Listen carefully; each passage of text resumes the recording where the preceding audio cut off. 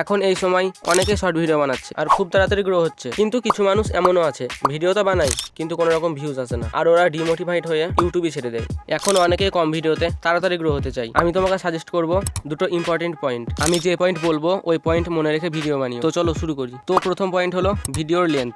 তোমাদের মধ্যে হয়তো অনেকেই ভিডিওর লেন্থের ব্যাপারে জানে আর ইউজও করে, কিন্তু দেখা যায় ভিডিওতে ভিউজ আসে না। কিন্তু এটা কেন?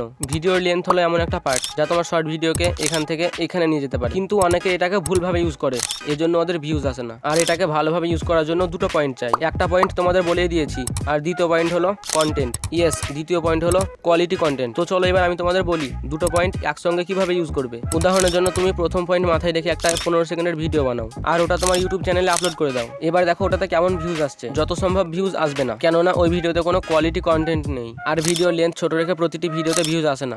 কোনো ভিডিওতে ভিউজ চলে আসে কিন্তু সব ভিডিওতে নয়। প্রথম পয়েন্ট তো হয়ে গেল, চলো যাই দ্বিতীয় পয়েন্টে। তো দ্বিতীয় পয়েন্ট হলো কোয়ালিটি কন্টেন্ট। প্রথমে 50 থেকে 60 সেকেন্ডের একটি ভিডিও বানাও আর এই ভিডিওতে কিছু চেঞ্জ করো, মানে কোয়ালিটি বাড়াও। আর ভিডিও কন্টেন্ট তাগড়া লেভেলের বানাও, মানে অডিয়েন্স যেন 4 থেকে 5 সেকেন্ডের মধ্যে বুঝতে পারে ভিডিওর মধ্যে কিছু তো আছে। এরপর দেখবে ভিডিওর মধ্যে কেমন ভিউজ আসছে। আর হ্যাঁ, ভিডিও যদি ভয়েস ওভার করো তাহলে ভয়েস যেন ক্লিয়ার হয়। আর লাস্ট ইম্পর্টেন্ট হলো টাইম। তুমি যদি ভুল সময় ভিডিও আপলোড দাও তাহলে ইউটিউব কাকে তোমার ভিডিও দেখাবে? এই জন্য তোমাকে একটা টাইম সেট করতে হবে, যেমন সকাল 6টা থেকে 8টা পর্যন্ত বা বিকেল 4টা থেকে 6টা পর্যন্ত।